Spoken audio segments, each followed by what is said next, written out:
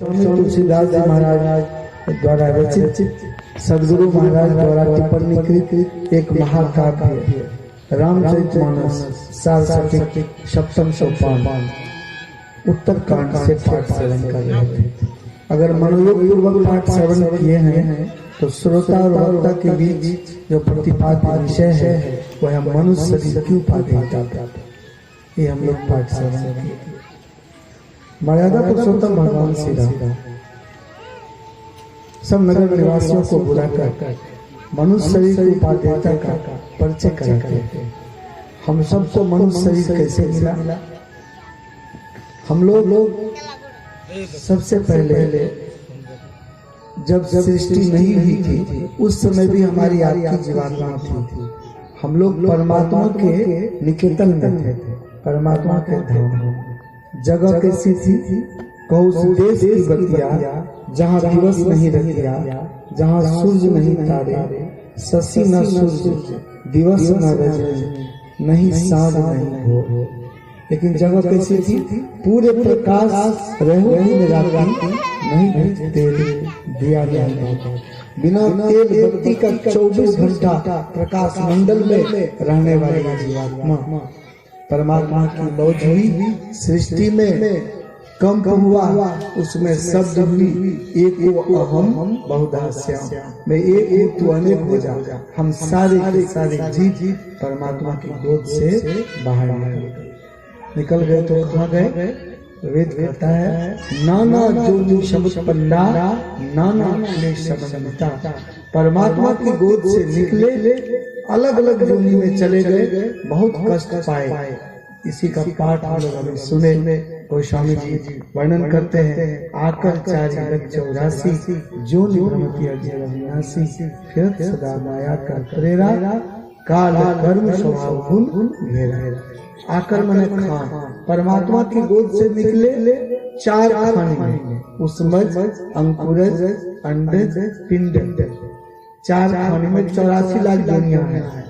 उसमज बने हुआ कीड़े मकोड़े, अंकुरज पेड़ पौधे, अंडज सब पक्षी समुदाय और पिंड सब जानवर समुदाय। इसमें 2.25 अरब वर्षों तक हम लोग भटकते रहे। अब की बार कबूत करी करुणा नर देही, देख इस दिनों है समय। अब की बार कृपा करके परम पिता परमात्मा हम आपको मनुष्य का शरीर प्रदान किए। क्यों क्यों क्यों किए हैं? ये शरीर देवता को क्यों दुर्लभ है? जब कोई व्यक्ति किसी एक देवी देवता की पूजा करता है तो वह उसके धाम में चला जाता है शरीर छोड़ने के बाद। जैसे उस धाम में स्वर्ग में पहुंचता है, ब्रह्मा जी गले में एक माला डालते हैं। सब ये माला गले में पहना देते हैं। ध्यान से इसको देखते, कहते हैं सुबह उठकर इस माला को देखना। जिस दिन ये माला के फूल कुमलाने लगे, मुरझाने लगे, उस दिन समझना कि तेरा पुण्य समाप्त हो रहा है। जब सारे के सारे फूल मुरझा जाएंगे, सारे पुण्य समाप्त हो गए, तब कहाँ जाएंगे? देवी देवता के धाम में जाने वाले भी यदि फूल मुरझा जाए, हम लोगों से अधिक टेंशन में रहते हैं। अगर फूल मुरझाना शुरू हो गया, टेंशन ही टेंशन हमेशा। अब तो पुण्य समाप्त हो रहा है। पुण्य समाप्त होते ही कहाँ जाएगा? पुण्य छीन सोई देव स्वर्ग से नरक में आ गया। पुण्य खत्म होते ही नरक में पड़ता है। एक नरक है कुंभी पाक नरक। उस नरक में एक कमरा है, चारों तरफ से खिड़की किवाड़ी बंद है और जंजीर लटकती है छत से, उसी में उल्टा लटका दिया जाता है। पैर बांध दिया जाता है जंजीर में, सिर नीचे लटकता है, नीचे से कढ़ाई में तेल को उबलता है, स्प्रे मशीन लगी हुई है, उबला हुआ तेल पूरा शरीर में दिन रात छींटा पड़ता है। ऊपर से हजारों काला काला विषैला बिच्छू डंक मारता है। एक बिच्छू डंक मार दे कितना घंटा तक लगता है शरीर, और 24 घंटा उसमें डंक मारते रहता है हजारों बिच्छू। नीचे से गरम तेल की फव्वारा चलती है, वो पड़ता है, चुट चुट काटता है और सहनी पीड़ा होती है। 1 अरब वर्षों तक उसमें रहना पड़ता है। बात विचार करिए, एक नरक में 1 अरब बरस, ऐसा 28 नरक है। तो देवता के जोनी से आने पर भी 28 अरब वर्षों तक वह नरक में रहना पड़ता है। 2-4-10 नरक का नाम सुन लीजिए। कुंभीपाक नरक, रौरव नरक, पर्णपाती नरक, नवदंड नरक, अग्निसूचक नरक, शूलात्मक नरक, नरात्मक नरक, कर्णात्मक नरक, त्रिशूलात्मक नरक, 28 नरक है।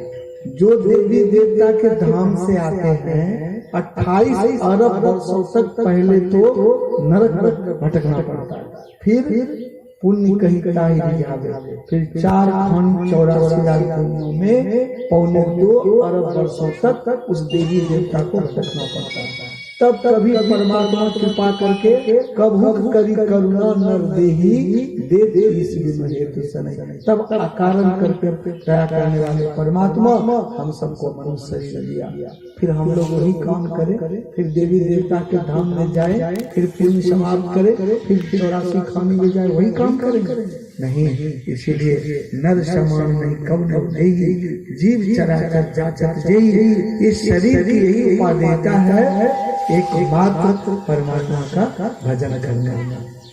मनुष्य शरीर पाकर तो बड़े भाग मनुष्य तन पावा क्यों कहा, सुर दुर्लभ सब ग्रंथ गावा। देवता को क्यों दुर्लभ है, देवलोक में देवी देवता को केवल भोग होनी है, वह वहाँ के अप्सराओं का केवल भोग कर सकता है, लेकिन जोग जोनी नहीं है। मनुष्य शरीर में दोनों है, भोग भी है और जोग भी है। संसार की वस्तुओं का ये उपभोग भी कर लेगा और जुक्ति जानकर जीव को पीठ में जोड़ लेगा। इसको जोग भोग दोनों है और देवी देवता को केवल भोग योनि है, इसीलिए सुर दुर्लभ, इसीलिए शरीर देवता को भी दुर्लभ है। वो भी यहाँ आने के लिए छटपटा रहा है। मनुष्य शरीर में देवता लोग आना चाहता है, इस शरीर को पाकर ही कोई परमात्मा के पास जा सकता है। तो हम लोग परमात्मा की गोद से संसार में आ गए, परमात्मा की गोद से आए, अलग अलग योनि में चले गए, पूरा कष्ट हम लोग काट रहे हैं। तो ये कष्ट का निवारण कब होगा, एक छोटा बालक माँ की गोद में है, जब तक माँ की गोद में है तब तक सुरक्षित है।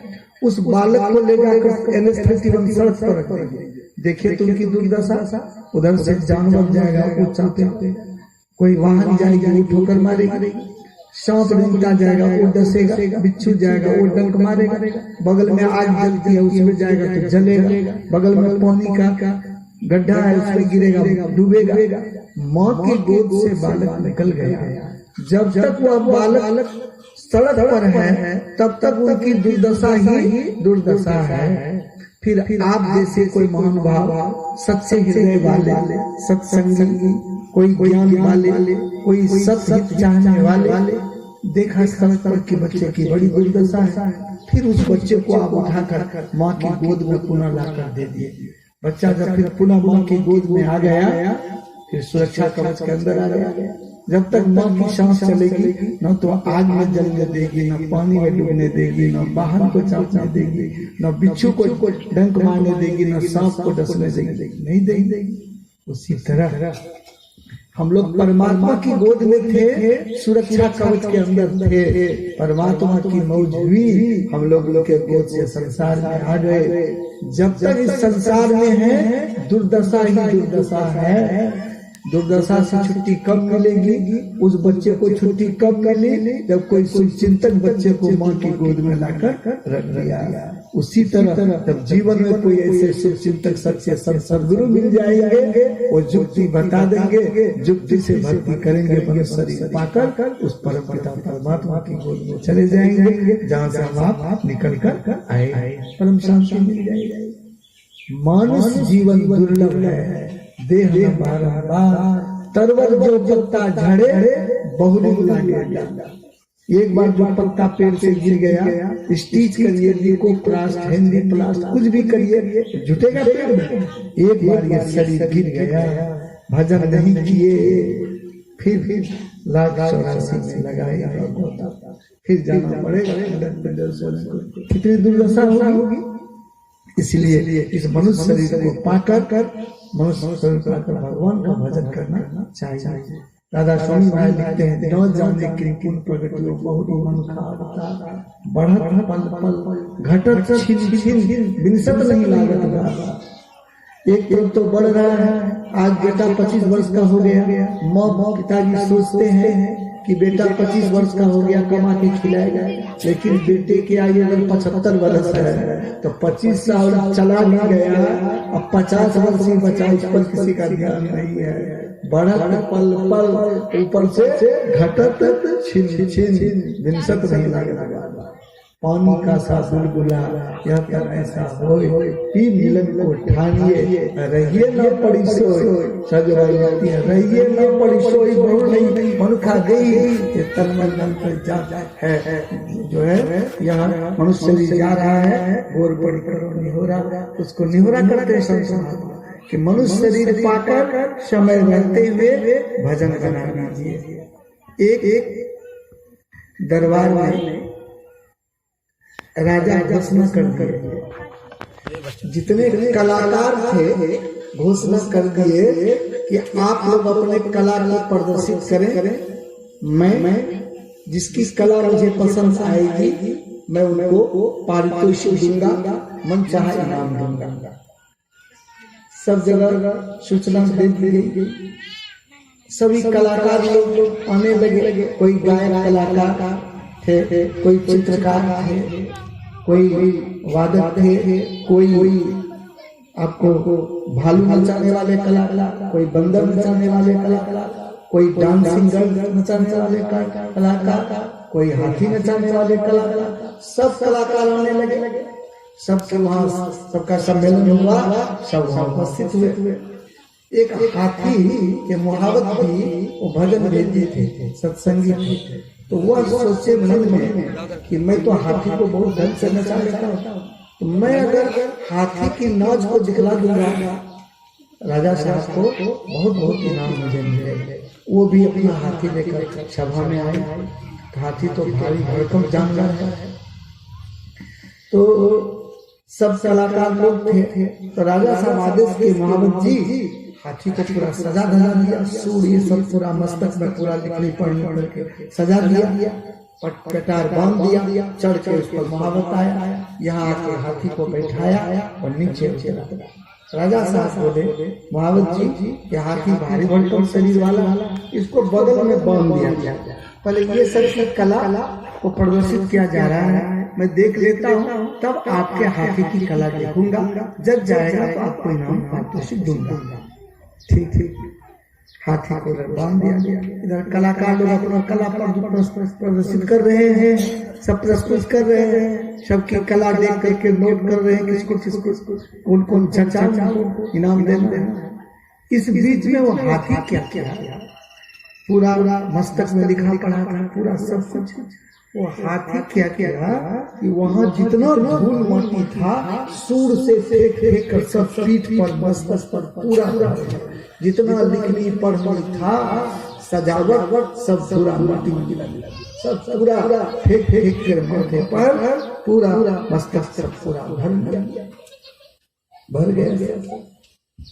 राजा की दृष्टि पड़ी, कहे मुहावत कौन पागल की तुलना है, ठहरो पहले सबकी कला देख लेता हूँ, तुमको मृत्यु दंड की सजा दूंगा। कौन हाथी लाया, सबको हमारा दरवाजा का मिट्टी बालू उखाड़ के सबको राज दरबार का सबको माथे पर फेंक लिया।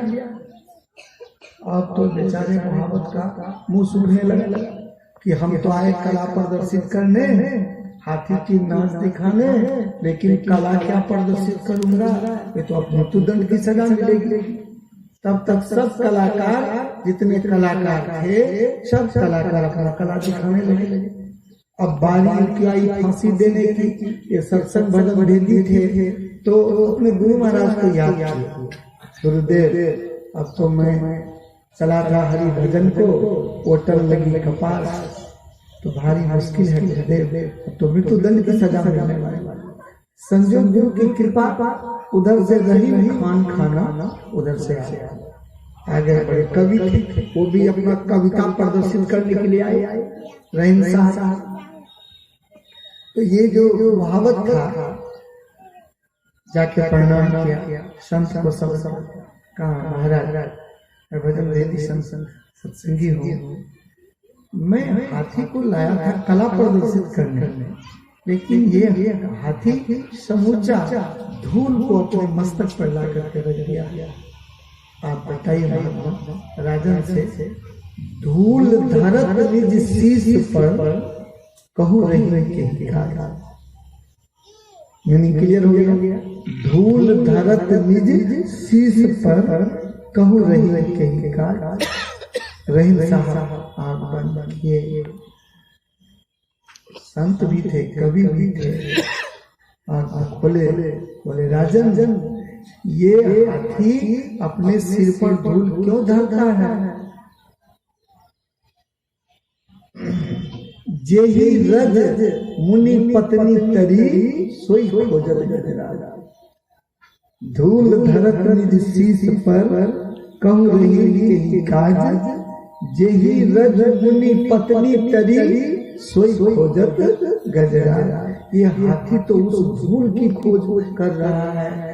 जब गौतम ऋषि अपनी पत्नी अहिल्या को श्राप दे दिए थे, वो पत्थर हो गई थी। अब विश्वामित्र मुनि के साथ जब मर्यादा पुरुषोत्तम भगवान श्री राम जनकपुर धनुष यज्ञ में जा रहे थे, विश्वामित्र मुनि के इशारे पर अपना चरण धूलि पत्थर में सटा स्पर्श कराए। वह चरण धूल से वह पत्थर सुंदर स्त्री अहिल्या बन गई। भगवान को प्रणाम करके दर्शन करके अपने पति लोक को चली गई।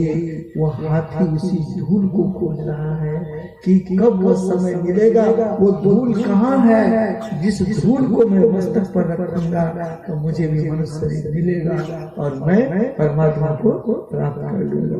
सद्गुरु महाराज जेहि रज मुनि पत्नी तरी सोई खोजत गजराज। मैं उसी धूल की खोज वो हाथी कर रहा है। हम मनुष्य शरीर पाकर के भी परमात्मा का चरण रज कहाँ मिलेगा, इसको हम लोग नहीं खोजते। लेकिन एक हाथी ज्ञान दिया राजा को, तुम राजा का शरीर पाकर भी भगवान का भजन नहीं करते, किस अय्यासी में लगे हो नाम कमाने के लिए। वही इसको बोले। और यह हाथी को हाथी शरीर है, ये भी खोज कर रहा है कि मनुष्य शरीर मुझे मिल जाए तो मैं उस धूल को पाकर परमात्मा के पास चले जाऊंगा। तब तक महात्मा जी पहुंच गए। बड़ी भीड़ देखे तो महात्मा जी सोचे यहाँ किस चीज की भीड़ है, तो महात्मा जी वहाँ आकर बैठे सिंहासन पर। ये तो भजन भेदी था, महात्मा को पहचानते थे। ये जाके चरणों में गिर पड़े, बोले महात्मन मेरा मार्गदर्शन करिए, मुझे मृत्यु दंड की सजा मिली है। रहीम साहब तो ये बता दिए और ये राजा देखे मुझे मृत्यु दंड दे रहा है। तो महात्मा जी डायरेक्ट राजा से पूछे, इस मोहब्बत को तुम मृत्यु दंड क्यों देना चाहते हो राजा? कि देखिए ना महात्मा जी, राजद्वारे बांध दिया माथा धुनत गजर। ये राज दरबार में इसको बांधा तो ये माथा धुन रहा है, पूरा बालू दे रहा है माथे पर। महात्मा जी राजा सुनो, ये माथा क्यों धुन रहा है? मेरी बात सुनो। राजद्वारे बांध दिया माथा धुनत गजर, मनुष्य जन्म कब पाई हो भजियो परमात्मा। वह माथा धुन रहा है, सिर पर बालू फेंक रहा है, कब मनुष्य शरीर मुझे मिलेगा परमात्मा का भजन करके मैं परमात्मा के पास चला जाऊंगा। एक हाथी भी मनुष्य शरीर में आने के लिए तड़प रहा है। राजद्वारे बांध दिया माथा धुनत गजर, मनुष्य जन्म कब पाई हो भजियो परमात्मा। हम लोग को मनुष्य शरीर मिला, विषय विष को पीते हैं, कभी भजन में मन को नहीं लगा। इसीलिए मनुष्य शरीर के ही उपाय देता है। नर तन भव वारिद कहाँ बेरो, मनुष्य का शरीर संसार रूपी सागर से पार करने का क्या है? बेरो, नाव है।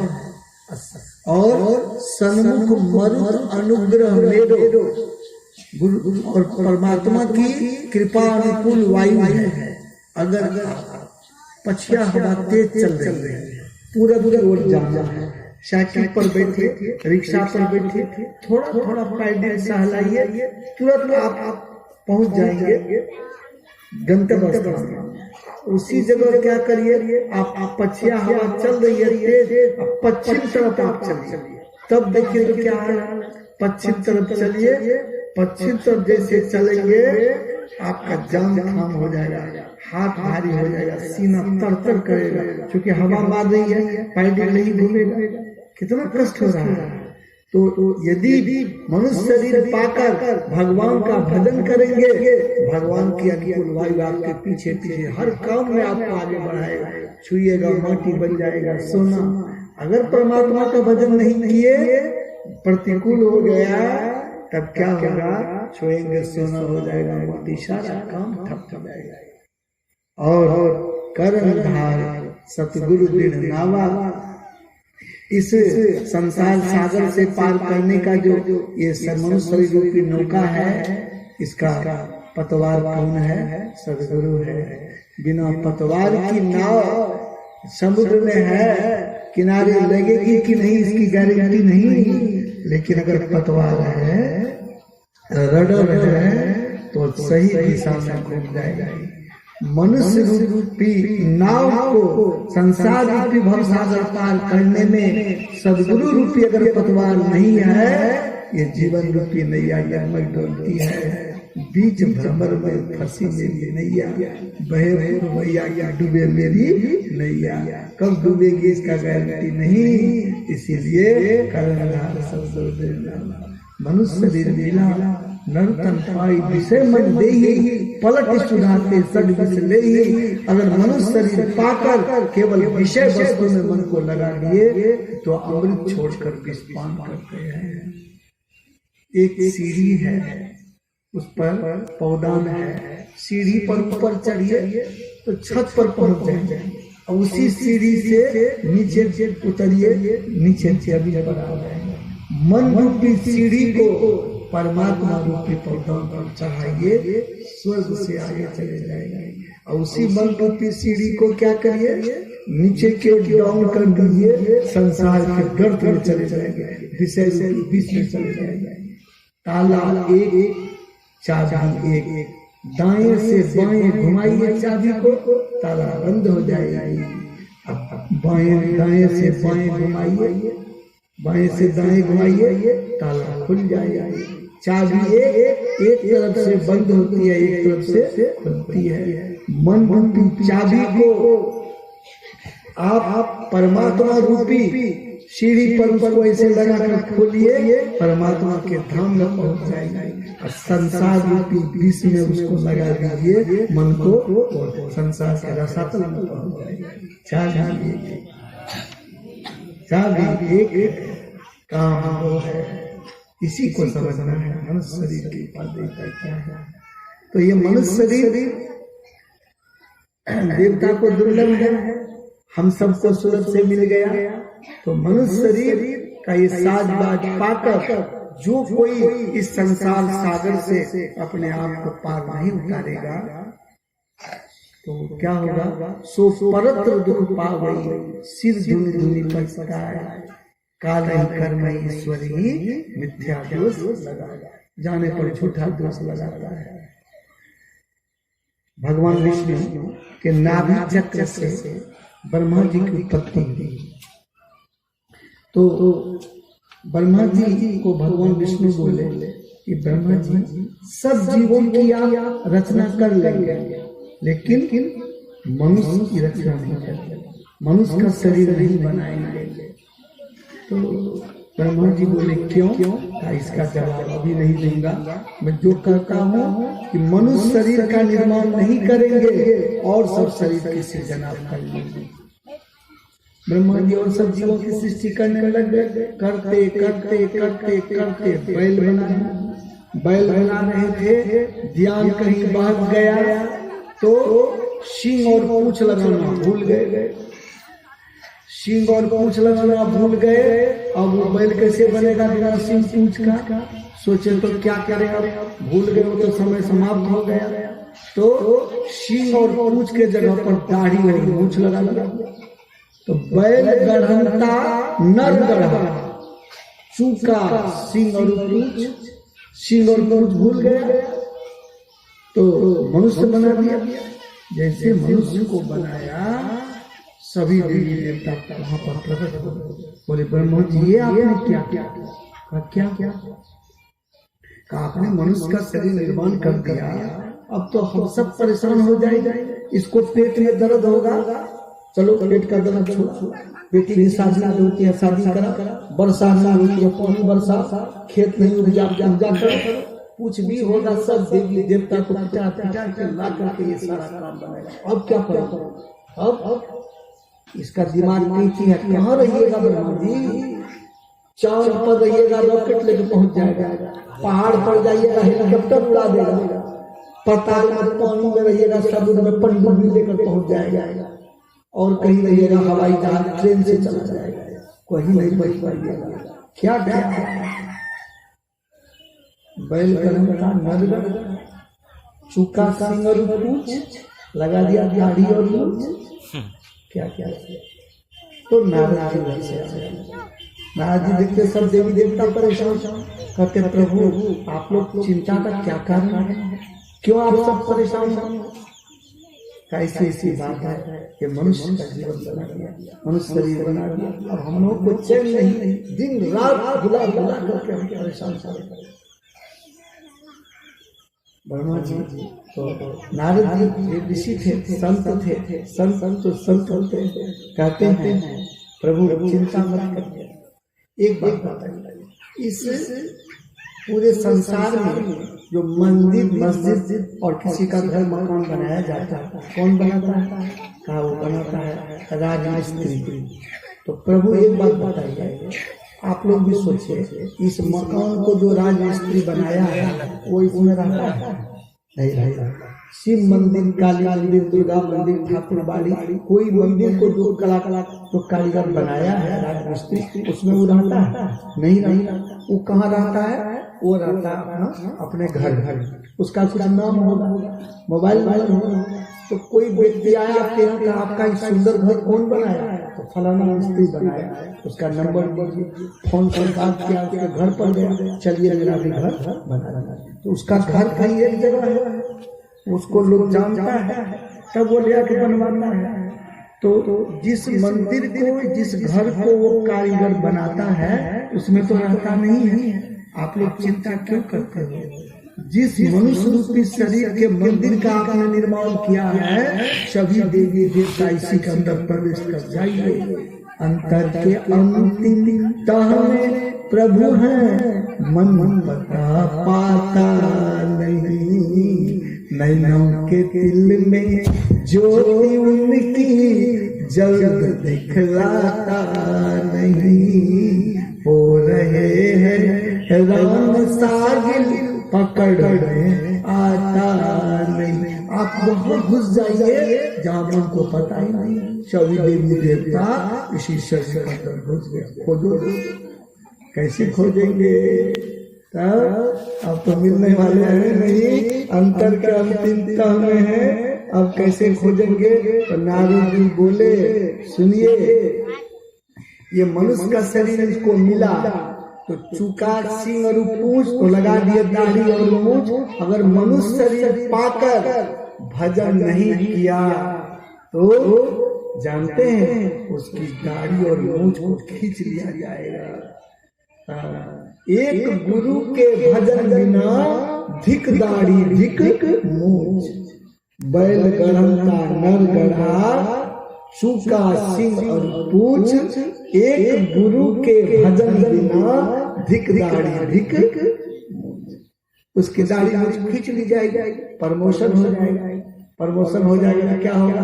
2 चक्का से 4 चक्का बना देगा, 4 चक्का वाला दिखे इसके साथ, फिर लगा देगा दाढ़ी और मूछ, सींग और पूंछ लगा देगा। अभी छोटी छोटी आंख है, उसमें प्रमोशन होगा, 50 ग्राम की एक आंख लग जाएगी। अभी छोटी छोटी कान है, 1 फीट की कान लगा दिया जाएगा उसमें। उसके बाद अभी घर में सोते हैं तो मसहरी की आवश्यकता पड़ती है, लगाते हैं, उसमें लंबी पूछ लगेगा, दिन रात हिलाते रहिएगा, मसहरी की जरूरत नहीं पड़ेगी। अभी शरीर की सुरक्षा के लिए रिवॉल्वर, पिस्तौल, बंदूक का लाइसेंस लेना पड़ता है। जब उसमें प्रमोशन होगा लाइसेंस की कोई जरूरत नहीं, 2 पिस्तौल यहाँ लगा टिक टिक करते रहिए। अभी तो सुबह भोजन करते हैं, उसमें परेशानी, घुगनी, चूड़ा, भटूरा बनाइए, भोजन करिए, फिर अपराह्न काल का दाल भात सब्जी चाहिए, फिर रात्रि काल चाहिए, भोजने बनाने में परेशानी। प्रमोशन हो जाएगा, नो टेंशन लेता, प्रमोशन होगा, सब टेंशन खत्म, काटा हुआ स्वामी कुंटल का कुंटल नाद में मिलेगा, खाते रहिए, कोई टेंशन नहीं। प्रमोशन होने वाला है। यदि मनुष्य शरीर पाकर, ये पाठ जो किया गया, बड़े क्यों? अगर इस शरीर को पाकर भजन नहीं किए क्या होगा? दाढ़ी और पूंछ खींच लिया जाएगा और सिंह और पूंछ जोड़ दिया जाएगा। एक गुरु के भजन में बेकार हो जाएगा।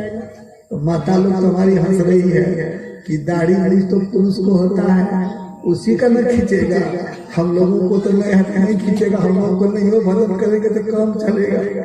लेकिन मत सोचिए ऐसा, आप लोगों का तो पहले से साफ कर दिया है, हम लोगों का तो खींचने में समय भी लगेगा, आप लोगों को तो तुरंत प्रमोशन कर देंगे, भजन नहीं करिएगा तुरंत प्रमोशन हो जाएगा। इसीलिए एक गुरु के भजन देना। अगर मनुष्य शरीर पाकर भजन नहीं किए तो इस तरह का शरीर व्यर्थ हो जाएगा। तो मनुष्य शरीर की उपादेयता का पाठ आपको सुनाया जाए। अब इस पर एक विषय